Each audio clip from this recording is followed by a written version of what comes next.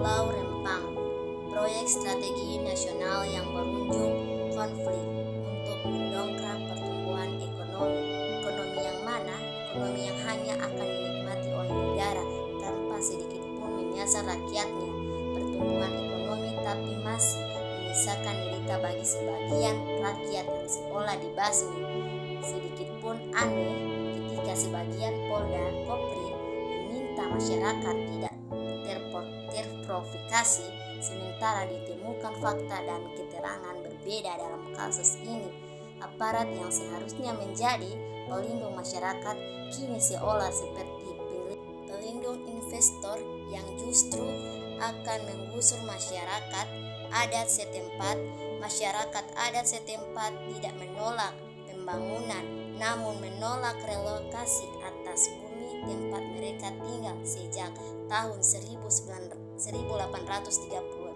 di mana mereka telah mengajukan legalitas tanah kepada pemerintah, namun tidak kunjung diberikan sampai ketika ternyata legalitas tersebut lebih dulu diberikan kepada mereka yang katanya akan menjadi investor dalam pertumbuhan ekonomi negara.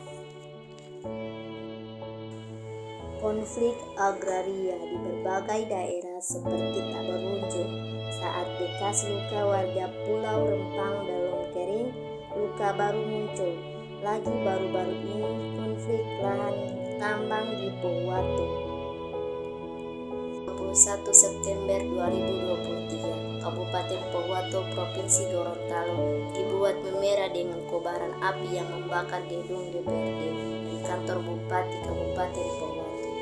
Tindakan tersebut dilakukan oleh sejumlah masyarakat yang melakukan aksi demonstrasi menuntut pembayaran dan kerugian lahan. Kabarnya aksi tersebut dilakukan oleh sejumlah masyarakat setelah tindakan adanya respon dari pihak pemerintah setempat. Konflik lahan tambang di Pohuwato pecah setelah aksi massa melakukan pembakaran kantor bupati. Lalu siapa yang harus disalahkan atas kejadian ini? Saat warga harus dihadapkan dengan aparat sampai berdarah-darah demi mempertahankan haknya melawan keserakahan. Konflik ini ditenggarai karena perusahaan tidak membayar ganti rugi lahan tambang emas yang dimiliki warga yang telah dikuasai oleh perusahaan.